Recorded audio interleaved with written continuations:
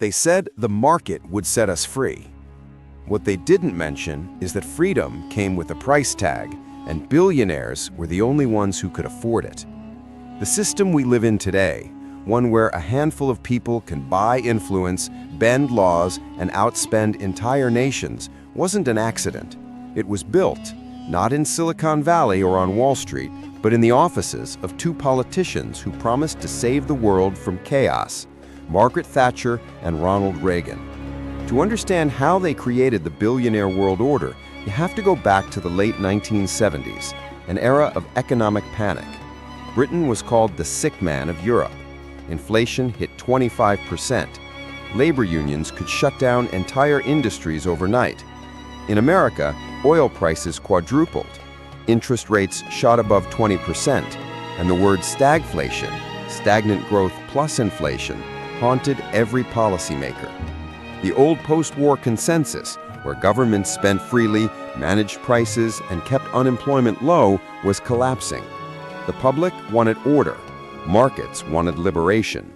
That's when two leaders, thousands of miles apart, found the same answer in the same book, Free Market Fundamentalism. They read Milton Friedman, the Chicago school economist who believed government intervention was the virus and markets were the cure.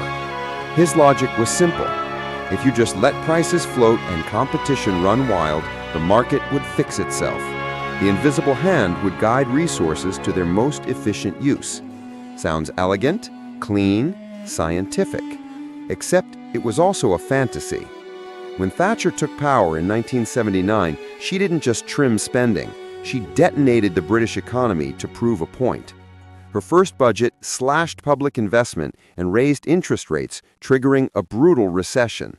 Unemployment doubled. Entire manufacturing towns went dark. But to her, that wasn't failure. That was purification. She called inflation the destroyer of nations and believed pain was the price of discipline. Meanwhile, in Washington, Reagan was selling the same medicine with a Hollywood smile. In 1981, he signed the Economic Recovery Tax Act, dropping the top income tax rate from 70% to 50%. By 1986, it was down to 28%. He said it would trickle down. It didn't. It flooded upwards. The richest 1% saw their share of national income nearly double in less than a decade. Corporate tax rates fell, unions weakened, and for the first time since the Great Depression, the middle class began shrinking, quietly, statistically, and permanently. Both leaders declared war on labor. When British coal miners went on strike in 1984, Thatcher crushed them, literally. She stockpiled coal, deployed thousands of police, and broke the National Union of Mine Workers after a year-long standoff. In the U.S., Reagan faced a strike by air traffic controllers and fired 11,000 workers overnight. The message to every worker in the Western world was clear: you can be replaced. And they were. Their governments called it modernization. Economists called it flexibility. But it was something more profound, a transfer of power. Before Thatcher and Reagan, labor could bargain with capital. After them, capital dictated terms. Wages stopped tracking productivity. Job security evaporated, and speculation, not production, became the engine of growth. They also believed the private sector could do everything better than the state, so Thatcher started selling Britain off piece by piece. British Telecom, British Gas, British Airways, all privatized.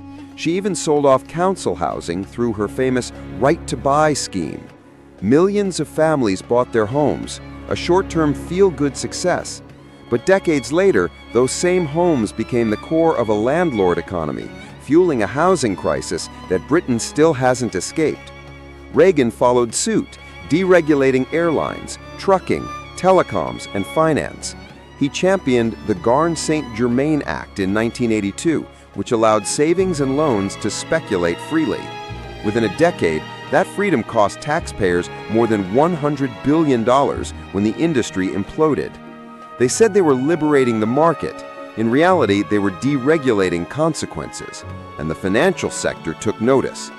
London's Big Bang in 1986 wiped away decades of restrictions on banks and brokers. Overnight, the city became a global casino. Computers replacing chalkboards, foreign money flooding in, and complex financial products spinning out of thin air. On Wall Street, junk bonds and leveraged buyouts turned corporate raiding into a business model. This was the new economy: fast money, low taxes, and no accountability. By the end of the 1980s, the age of the industrial tycoon had ended, and the age of the financial billionaire had begun. But Thatcher and Reagan weren't just changing economies, they were changing minds.